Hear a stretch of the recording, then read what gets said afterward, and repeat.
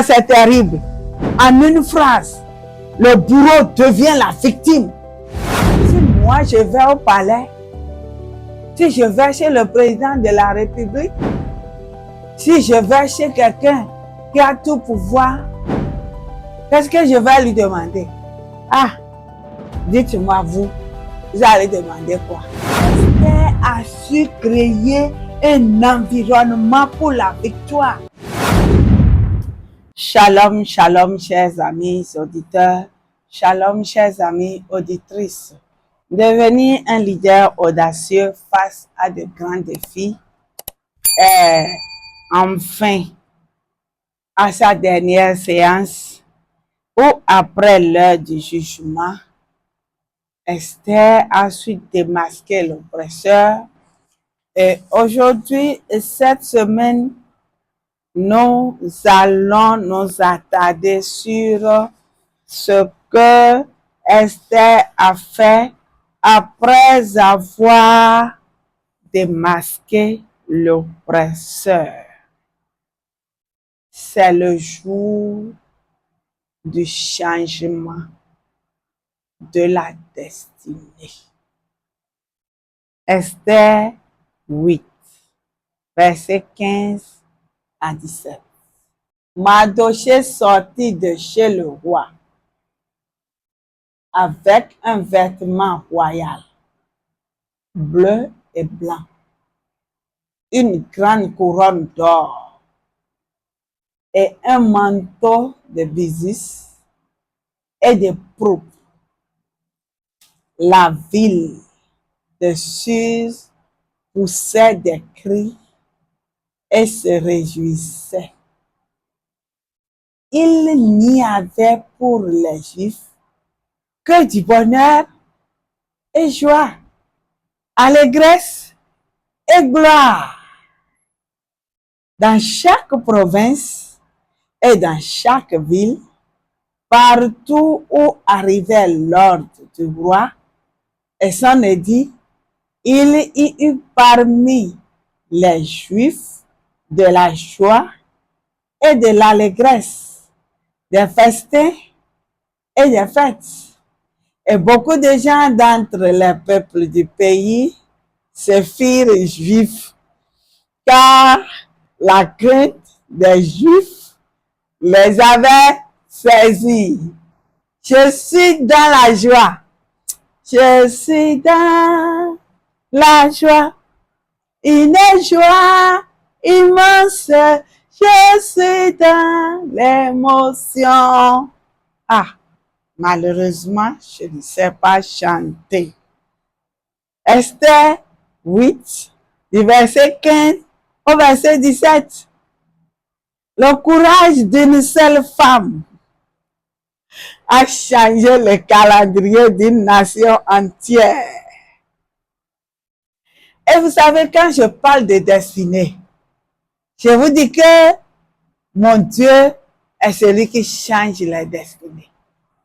Il change les situations. Il dit oui là où l'ennemi a dit non. Il peut ouvrir la porte qui a été fermée, scellée, barricadée, même scellée, encore bien scellée.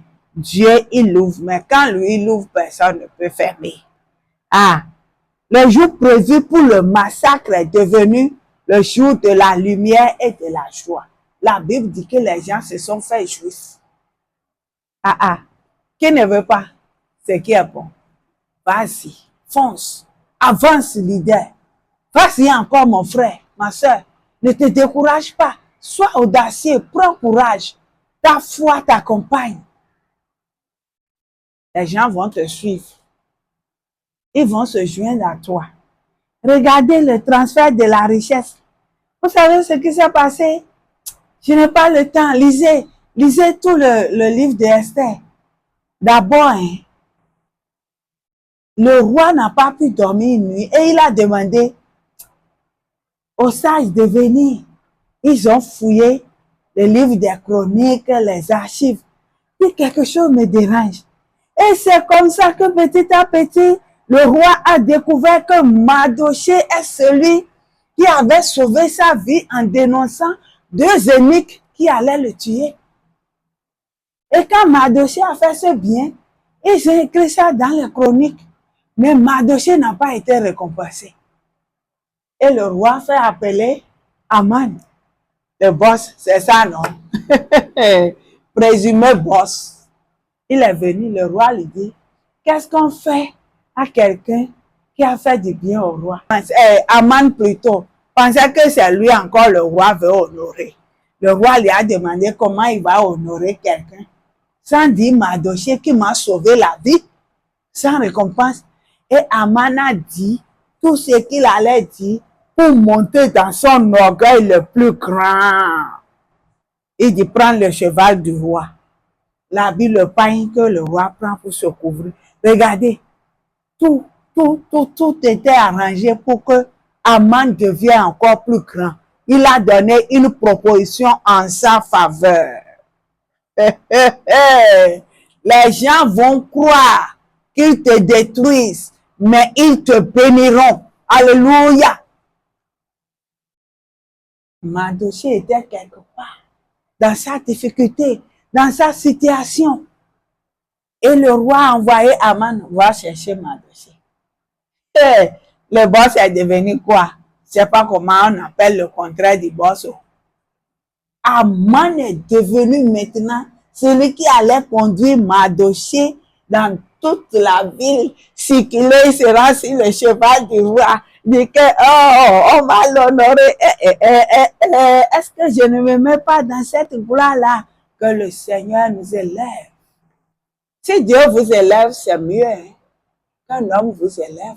Aman a cherché l'élévation et le roi l'a élevé. Mais Mardochée a été élevé par Dieu. C'est Dieu lui-même qui a sonné l'heure à laquelle Mardochée allait être élevé. Ça, c'est un. Et au festin, au dernier festin, où la reine a dit l'heure à laquelle la reine a démasqué l'oppresseur a sonné. Et elle dit que c'est lui. C'était terrible. Le roi a dit, c'est faux. Donc lui, il est une menace de mort pour ma femme. Oui, c'est clair, non? Le roi s'est rendu compte que celui qui l'élevait Aman, c'est celui qui troublait sa femme. Il s'est fâché. Il est allé faire un peu de balade dans le jardin pour ne pas s'éclater. Et Aman était dans le tourment total. Les choses se sont renversées comme ça, et le mauvais sort, le sort méchant, le sort de la mort qui était réservé aux Juifs, à la reine Esther. Bref, allez lire s'il vous plaît, est tombé sur Aman. Il avait même préparé une potence sur laquelle il allait pendre Mardochée pour s'enorgueillir. Et le roi dit quoi? Pendez-le sur sa propre potence. Hey, hey, hey. Aman a été humilié, détruit, pendu. Il est mort. Et Mardochée vivait. Qu'est-ce qui peut te faire trembler? Esther a obtenu la faveur du roi. Et le roi a autorisé. Il a pris Mardochée, il l'a élevé. Il lui a porté son anneau. Il lui a donné tout le pouvoir. Il lui a donné tout le pouvoir. Le roi dit, prends, je te donne tout. Gère. Mardochée devint un grand leader maintenant. Avec sa sœur, Esther. Regardez-les, élevés. Dieu les a choisis. À cause de l'audace que Esther a manifestée. À cause du courage qu'elle a manifesté. Hey, Mardochée fait quoi? Il obtient la faveur du roi. Il appelle les secrétaires. Puisqu'il a maintenant le pouvoir, il écrit des décrets pour autoriser à tous les Juifs de toutes les 27 provinces d'aller se venger, d'arracher leur vie. Quand les autres vont être contre eux, qu'ils soient libres de s'avancer, de se venger plutôt.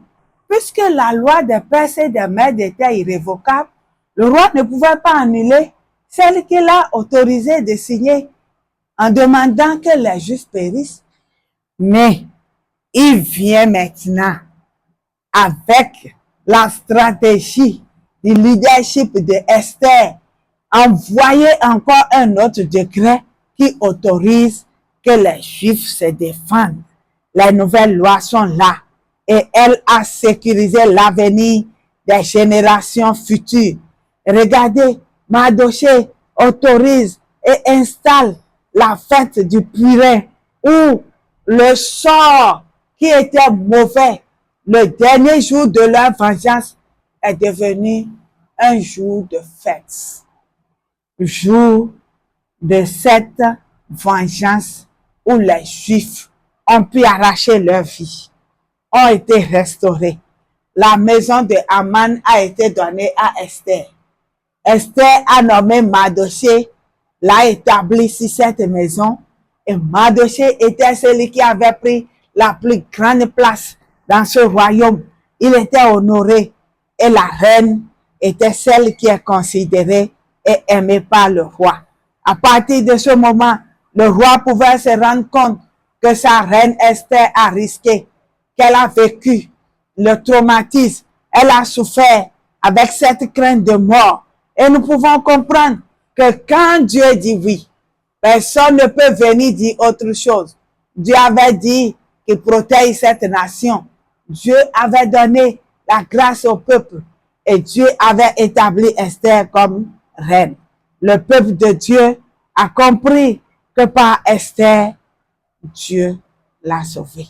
Par Mardochée, le Seigneur a fait de grandes choses. Et l'histoire de Esther nous enseigne que le risque pour le royaume n'est jamais un pari perdu. C'est un investissement dans l'éternité. Chers amis, allez, soyez des Esther pour votre génération. Si vous rencontrez des Haman, cherchez les Mardochée avec qui collaborer pour relever les grands défis. Je voudrais voir, chers amis auditeurs, en vous de grands leaders audacieux. Je voudrais vous encourager à vous inscrire sur la liste de ces leaders audacieux qui changent les situations par l'œuvre de Dieu. Et je vous invite, chers amis auditeurs, à recevoir le Seigneur Jésus-Christ, celui qui a donné sa vie pour notre salut, celui qui nous a libérés de la malédiction, de notre sort que Satan nous avait réservé. Celui qui nous a arrachés de la puissance de l'ennemi pour nous rendre enfants de Dieu. Chers amis auditeurs, chers leaders, que l'audace, le courage bien sûr, la sagesse, la patience, la maîtrise de soi, même si vous voyez l'ennemi jubiler, que toutes ces caractéristiques vous accompagnent dans toute l'humilité qu'il faut pour atteindre votre destin. Au nom puissant de Jésus-Christ. Shalom.